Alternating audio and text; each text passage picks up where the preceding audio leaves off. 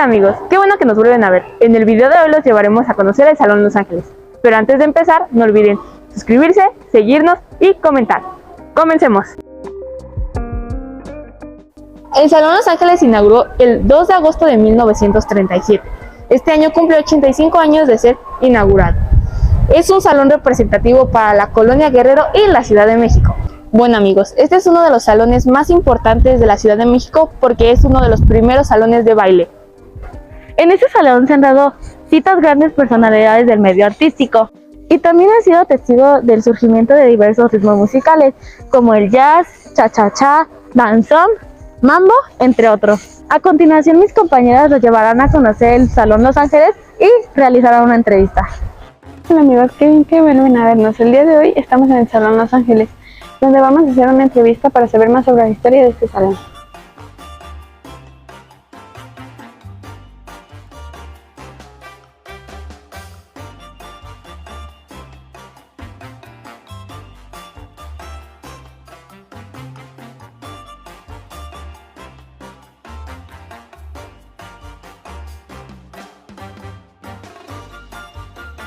Hola amigos, qué bien que vuelven a vernos. En esta ocasión nos encontramos con el señor Miguel Nieto, el director del Salón Los Ángeles. Nos dará una entrevista para saber más sobre la historia del salón. Para empezar, ¿nos podría decir en qué fecha se inauguró el Salón Los Ángeles?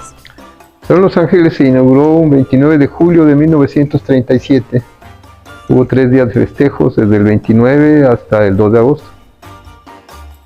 ¿Recuerda algún personaje histórico que haya venido a visitar el salón? Bueno, algunos no los conocí porque todavía no había nacido, pero por distintas crónicas aquí llegaron a venir Diego Rivera, Frida Kahlo, el comandante Fidel Castro, Raúl Castro, el Che Guevara, siendo ya expresidente el licenciado Miguel Alemán, y en temporadas más recientes aquí han festejado su cumpleaños, por ejemplo, Carlos Fuentes invitó a 300 personas, dentro de las cuales estaba Carlos Monsiváis, José Saramago, Gabriel García Márquez y muchos más. ¿Qué género musical era el más importante cuando se inauguró el salón? Cuando se inauguró el salón, estábamos a la mitad del sexenio del presidente Lázaro Cárdenas y aún no empezaba la Segunda Guerra Mundial, pero ya habíamos pasado la Primera Guerra Mundial y los ritmos de moda en los años 30 eran el danzón, la música de grandes bandas, básicamente esos dos, y posteriormente, muy poquitos años después, desde aquí se popularizó el mambo en 1942, el salón se inaugura en el 37 y 5 años después, Dámaso Pérez Prado, con una orquesta conformada por músicos mexicanos y cubanos, populariza el mambo. ¿El salón solo se ocupa para el baile o para otra actividad artística? El salón se ocupa para múltiples actividades. Hay bailes, por supuesto, cada semana, los martes y los domingos. Tenemos los martes danzón y los domingos puede ser salsa, cumbia o son cubano o una mezcla de esos 3 ritmos. Y además tenemos fiestas sociales, cumpleaños, actividades culturales como exposiciones de pintura, de fotografía, recitales de danza, recitales de orquestas sinfónicas, teatro. Hemos tenido exitosas temporadas de teatro como con la obra Aventurera, que aquí empezó, con Carmen Salinas y Edith González y muchos otros actores y actrices. El salón realmente es un espacio cultural, cuya actividad primordial es la promoción de los ritmos afroantillanos en su origen y que ahora llamamos afroamericanos porque originalmente venían de las islas del Caribe, de las Antillas, pero ahora también se compone este tipo de música en Nueva York o en Vancouver o en la Ciudad de México o en Argentina o en Chile. Entonces ya también en el continente se crean músicas que tienen que ver con el origen africano y europeo. ¿Cómo afectó la pandemia al salón? Mucho, como a muchos negocios en la Ciudad de México, en el país y en el mundo. En el caso específico del Salón Los Ángeles, estuvimos cerrados casi 2 años y después tuvimos muchos problemas al principio y después cuando finalmente logramos abrir, estuvimos cerrados todavía otro mes porque no teníamos en orden nuestras revalidaciones de licencias durante la pandemia y demás. Ahora ya estamos regularizados, ya estamos teniendo eventos y nos afectó de muchas maneras. Nos afectó económicamente porque no teníamos ingresos, pero decidimos seguir pagando nuestra nómina de trabajadores fijos. Entonces nos afectó porque también los trabajadores eventuales pues dejaron de percibir un ingreso que era importante para ellos. Y nos afectó porque muchas personas conectadas con el Salón Los Ángeles fallecieron y otras tuvieron a algún familiar que falleció durante la pandemia en las épocas más críticas de esta. Murieron clientes, murieron directores de orquesta, murieron integrantes de esas orquestas, amigos personales como Paul Leduc o el maestro Froilán López Narváez, que eran muy cercanos al salón, o Edith González, que era una buena amiga, muchísimos. Yo calculo que fácil unas 60 personas, entre clientes, amistades y personas relacionadas con el salón o con este tipo de música, fallecieron o tuvieron temporadas de recuperación muy largas porque los afectó la cuestión del COVID.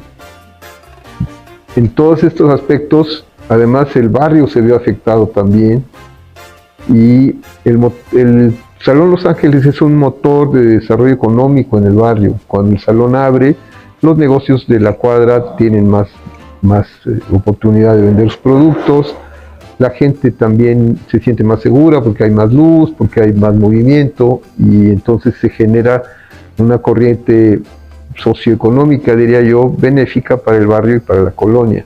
Eso también nos afectó, pero afortunadamente gradualmente se ha ido recuperando. ¿Por qué se dice que quien no conoce el Salón Los Ángeles no conoce México?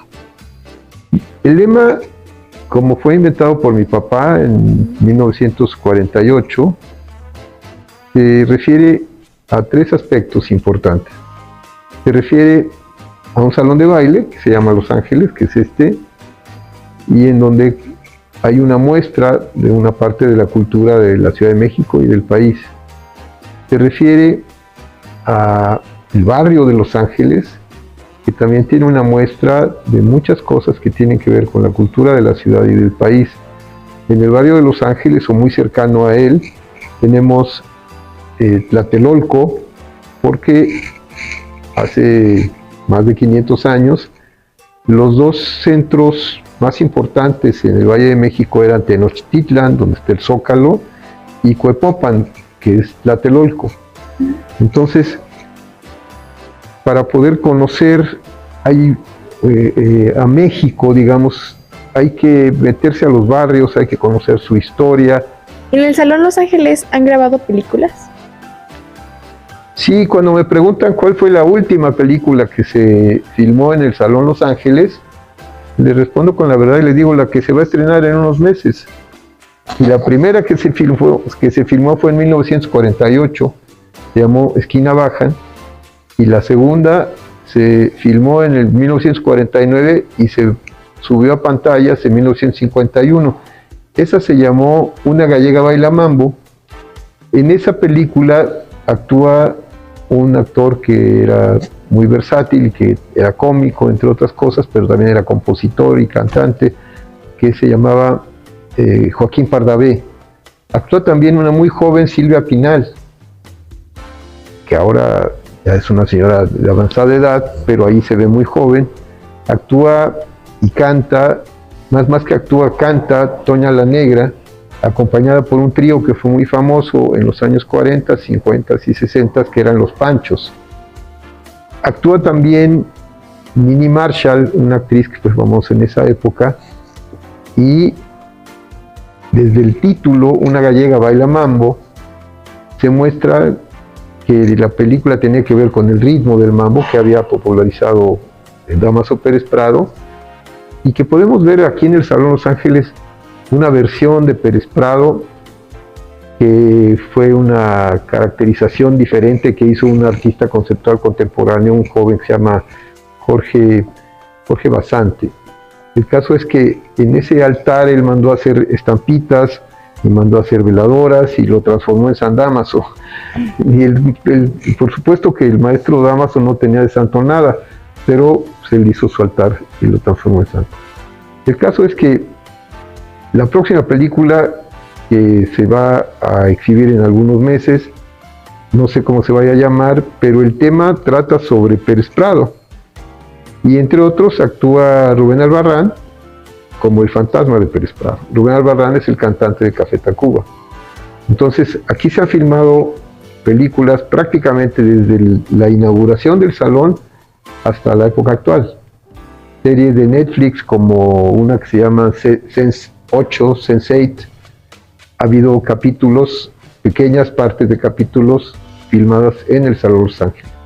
Pero también hay comerciales de televisión que uno no se imagina que es el Salón Los Ángeles porque lo transforman, pero se reconoce por el piso, por el plafón, por alguna cosa, y hay comerciales de muchos productos que se filman en el Salón Los Ángeles. Videoclips de artistas como Belinda con Los Ángeles Azules o muchos otros también se han filmado en el Salón Los Ángeles. Es una de las actividades que logró que pudiéramos pasar la pandemia.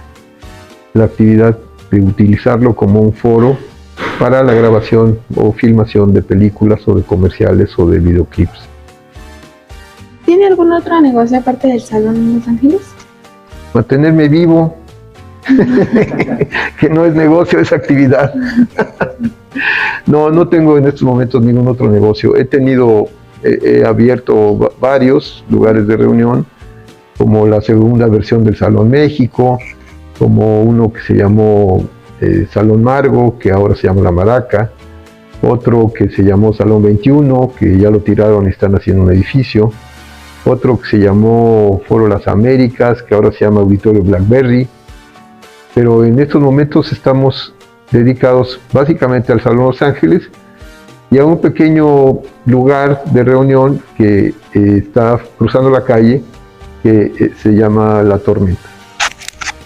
¿Nos podría dar un recorrido por el salón para conocerlo mejor? Claro, con todo gusto. Aquí Gracias. empezamos por donde estamos. Tenemos aquí el letrero del Salón Los Ángeles y un espacio que es una dulcería que durante los bailes vende eso, golosinas, café, té. Y pasamos, si gustan, empezamos de este lado. Déjenme prender el altar de Pérez Prado.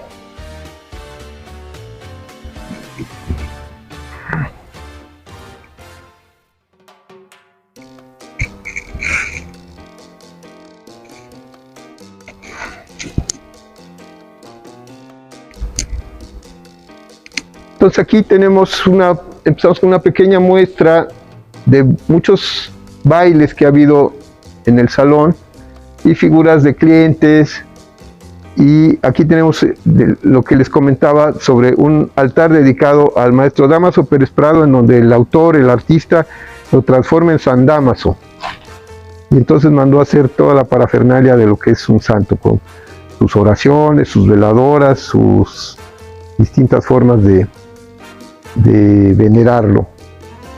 Tenemos fotografías de clientes, de bailarines de otras épocas. Casi todo lo que hay adosado a las paredes es de los años 70 para acá.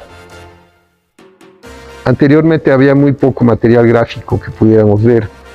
Tenemos algunos carteles de distintas organizaciones que han actuado aquí. Aquí podemos ver un billete de lotería que fue expedido, creo que cuando cumplió el salón 75 años. Acá tenemos unas placas del Movimiento Mexicano de Solidaridad con Cuba que nos reconocieron en el 80 aniversario. Ellos tienen como 30 años haciendo un baile de solidaridad con Cuba. Una placa que mandaron los de la película Danzón, más bien creo que fue el Instituto Mexicano de Cinematografía, mencionando que aquí se había filmado la película Danzón. Aquí arriba tenemos las zapatillas de ballet con las que Elisa Carrillo, ahí está su foto, y aquí está el cartel de una clase de ballet que dio para niños y adolescentes, y con esas zapatillas ganó el premio Benoit de la danza, se escribe Benoit y se pronuncia Benoit. Tenemos carteles de distintos bailes, donde vemos que hubo aniversarios en donde, por ejemplo, En el 55 aniversario hubo 55 orquestas y en el 60 hubo 60 orquestas divididas en varios días, no en un solo día, porque no hubieran alcanzado las horas. La Sonora Santanera, que es una de las favoritas del salón, porque aquí empezó. Ese baile de la palmera fue maravilloso porque fue cuando se celebraba el cincuentenario de la Sonora Matancera y vino con todos los cantantes de aquella época,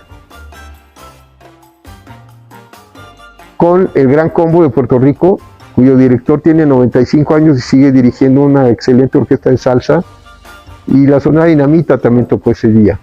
Rigo Tobar tocó muchas veces aquí, ahí hay otro cartel de Rigo Tobar. Aquí inició un movimiento que se llamó la Rumba Escultura. Aquí tenemos dos carteles de la Rumba Escultura 1 y la Rumba Escultura 2. Ese movimiento lo inició un maestro universitario, compadre mío, que desafortunadamente falleció el año pasado, el maestro Froilán López Narváez. Entonces él inventó el lema la Rumba Escultura y el baile de inauguración de ese movimiento se hizo aquí en el Salón Los Ángeles. Aquí tenemos una caricatura que se publicó en el periódico La Jornada cuando cumplimos 55 años, hicimos una comida y en esa comida vino el que en aquel entonces era el regente de la Ciudad de México, Manuel Camacho, y se puso a bailar con María Rojo. María Rojo, que fue después actriz en la película Danzón, o que ya había sido actriz en la película Danzón, porque esto creo que fue en el 92. Sí, fue el mismo año. Y está con Felipe Ehrenberg y su esposa, que son, Felipe también ya murió, Margo Sub también ya murió.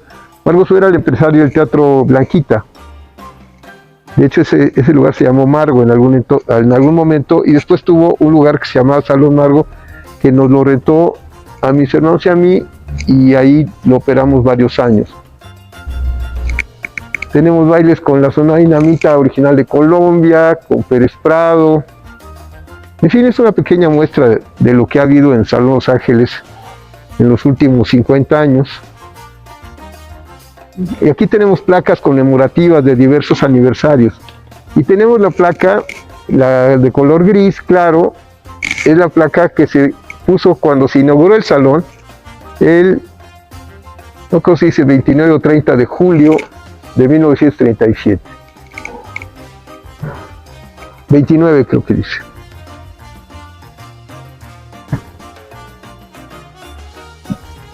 El Salón Los Ángeles era una bodega de carbón. Y esta estructura de madera no tenía este plafón, pero es toda de madera, toda la estructura es de madera, lo cual lo hace muy flexible. Para la cuestión de los temblores, no se rompe con tanta facilidad. Además de que después de cada temblor, por esta escalera ya, subimos y observamos si hay cualquier falla en la estructura, y si llegara a ver, se repara de inmediato. Entonces, la estructura es de madera, hay un plafón de madera arriba de este que está aquí visible, y encima de ese plafón hay lámina. De tal manera que el salón tiene una excelente acústica, ¿no? Nosotros, por ejemplo, el sonido no rebota, pero sí tiene una gran brillantez. Exactamente igual que en la sala Netzahualcóyotl, está forrada de madera. Si ustedes observan, está forrada de madera, porque la madera es un excelente material de construcción para las salas de concierto. Entonces, es una sala de concierto natural, fabricada con madera, porque mis antepasados eran madereros. Tenían una maderería donde ahora es Tlatelolco. Por eso el piso también es de encino, y las columnas originalmente eran de madera, las de aquel lado se sustituyeron por columnas de concreto, para que la gente, cuando ampliamos el salón, aquella parte es más reciente, es como de los años 70, pero este es el salón original, que lo pueden checar en la película Una gallega baila mambo, que está en YouTube, esa película. Quisiera ser la golondrina que al oscurecer tornar al nido que dejara ayer, vuelva en él a cantar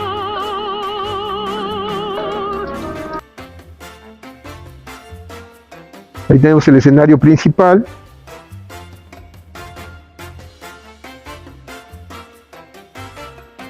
Y atrás hay camerinos. Del lado derecho hay bodegas.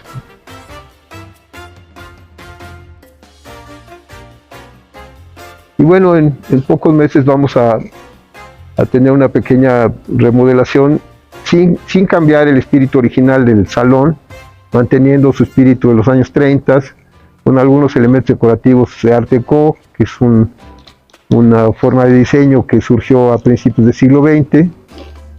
Va a tener alguna reparación, algunas áreas del piso que se han ondulado por filtración de agua. Al ser un salón muy antiguo requiere mucho mantenimiento y a veces no hay el dinero para hacerlo inmediatamente. Cada metro cuadrado nada más de las tablas del piso cuesta cerca de 2,000 pesos.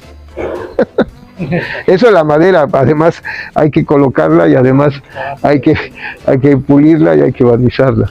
Pero abajo de esta madera hay una plataforma de concreto, porque cuando era nada más madera y polines y tabiques, entonces los mantos freáticos, o sea, los mantos de agua del subsuelo, estaban muy altos y la humedad llegaba a la madera y se ondulaba totalmente la pista cada determinados años. Entonces quitamos toda esa madera, metimos una plancha de concreto y encima de esa plancha está la pista. Por eso en las zonas en general está bastante liso y no tiene ondulaciones. Y las zonas donde se ve que está dañado pues son recientes porque hubo un derrame con una granizada hace algunos meses y entonces eso hizo que se desbordaran las canales y cayera el agua acá. Entonces pues es una lucha continua para lograr que el salón sobreviva, y la pregunta que siempre nos hacemos es si vale la pena o no, pero pues eso las futuras generaciones decidirán si vale la pena tener un lugar histórico, un lugar divertido, un lugar que además le da oportunidad a las nuevas cosas o no. Eso ya no dependerá de mi familia, sino de quien sustituya. Exactamente. Bueno amigos, hasta aquí el video de hoy. Muchas gracias por vernos, espero que hayan aprendido algo nuevo. No olviden comentar, darle like y suscribirse. Y recuerden que quien no conoce Los Ángeles, no conoce México. Bueno amigos, gracias por ver el video hasta el final, espero les haya gustado y hayan aprendido algo nuevo. No olviden suscribirse, darle like y comentar y soporte. Los quiero mucho a pesar de que no salí yo.